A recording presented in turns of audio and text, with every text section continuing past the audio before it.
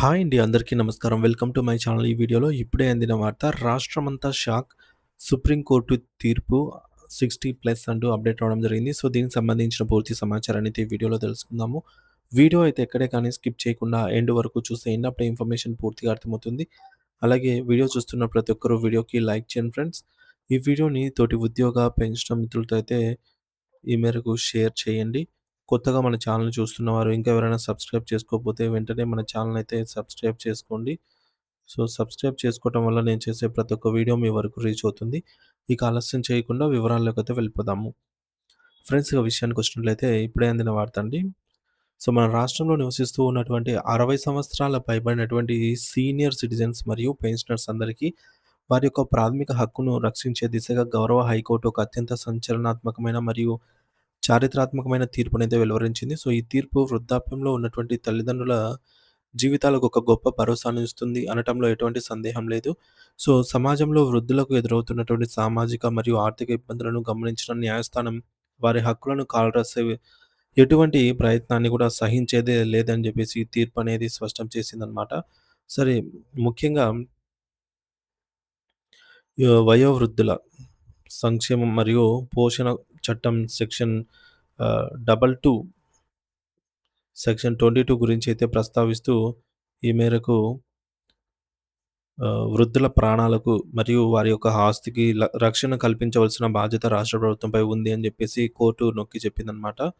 అయితే ఈ సెక్షన్ ప్రకారంగా వయోవృద్ధుల జీవితాలను గౌరవప్రదంగా ఉంచడానికి మరియు వారి యొక్క ఆస్తులను క్రమంగా కాజేయకుండా చూడటానికి ప్రభుత్వం ఒక సక్రమమైన కార్యాచరణను అయితే తక్షణమే రూపొందించాలని ఆదేశించింది. అంటే కేవలం చట్టాలు ఉండటం మాత్రమే కాకుండా అవి క్షేత్రస్థాయిలో అమలు కావాలని చెప్పేసి వృద్ధులు ఇబ్బంది పడకుండా యంత్రాంగం పనిచేయాలని కోర్టు భావించిందనమాట.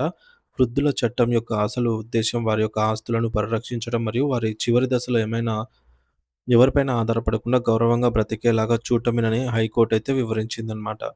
ఈ యొక్క చట్టంలోని సెక్షన్ 23 1 గురించి ప్రస్తావిస్తూ న్యాయస్థానం ఒక అత్యంత కీలకమైన అంశాన్నయితే ప్రస్తావించింది. సాధారణంగా వృద్ధులు తమ ఆస్తులను తమ పిల్లలకు లేదా బంధువులకు ప్రేమతో లేదా బాధ్యతతో రాసిస్తూ ఉంటారు. అయితే ఆస్తి తీసుకున్నవారు తర్వాత వృద్ధులను సరిగ్గా చూసుకోకపోతే ఆ ఆస్తి బదిలీని లేదా గిఫ్ట్ డీడ్‌ను రద్దు చేసే అధికారం చట్టం అయితే కల్పించింది.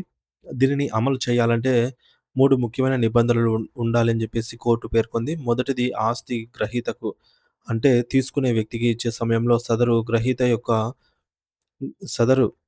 గ్రహీత వృద్ధుల యొక్క కనీస అవసరాలను అనగా ఆహారము, వసతి మరియు వైద్యం వంటివి చూసుకునేలాగా ఉండాలని నిబంధన ఉందన్నమాట. రెండవది గ్రహీత ఆ యొక్క నిబంధనను పాటించడంలో విఫలమైతే గనక ఆ ఆస్తి బదిలీ అనేది రద్దు అవుతుంది అని స్పష్టంగా అయితే ఉండాలనమాట వీలునామా రాసేటప్పుడు. మూడోది ఇటువంటి వివాదాలను పరిష్కరించే ట్రిబ్యునల్‌కు ఆస్తి లావాదేవీలను రద్దు చేసే అధికారం ఉంటుందని జెప్పేసి కోర్ట్ అయితే క్లారిటీ ఇచ్చింది. ఇకపోతే ముఖ్యంగా ఆస్తిని ఇచ్చే సమయంలో వృద్ధులు తమ పత్రాల్లో గ్రహీత నా అవసరాలను తీరుస్తాడనే నమ్మకంతో ఇస్తూ ఉన్నాను అనే నిబంధనను ఖచ్చితంగా అయితే పొందుపరచాలి.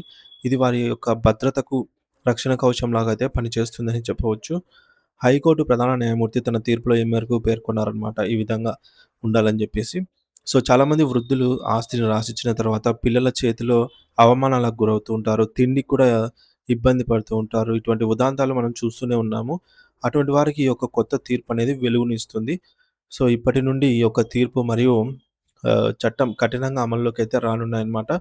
ప్రభుత్వం కూడా పోలీస్ యంత్రాంగాన్ని మరియు రెవెన్యూ యంత్రాంగాన్ని అప్రమత్తం చేసి సీనియర్ సిటిజన్స్ నుండి ఏదైనా ఫిర్యాదు వస్తే వెంటనే స్పందించేలాగా చర్యలు తీసుకోవాలని అయితే కోర్టు ఆదేశించింది. నిజంగా ఇది రాష్ట్రంలోని సీనియర్ సిటిజన్స్‌కు మరియు పెన్షనర్స్ అందరికీ ఒక గొప్ప శుభవార్త మరియు వారికి లభించినటువంటి ఒక చట్టబద్ధమైన గెలుపు అనైతే చెప్పవచ్చు. సో, ఫ్రెండ్స్ ముఖ్యాంశాలు చూసుకున్నట్లయితే సెక్షన్ 22 రక్షణ. వయోవృద్ధుల ప్రాణాలకు, ఆస్తులకు రక్షణ కల్పించేందుకు రాష్ట్ర ప్రభుత్వం ఒక పక్కా ప్రణాళికనైతే సిద్ధం చేయాలి. ఆస్తి రద్దు అధికారం. తమను సరిగ్గా చూసుకోని పక్షంలో పిల్లలకు రాసిచ్చిన ఆస్తిని వెనక్కి తీసుకునే హక్కు వృద్ధులకుంటుంది. ముఖ్య నిబంధన ఆస్తి పత్రాలు తమ పోషణ మరియు అవసరాలు గ్రహీత అయితే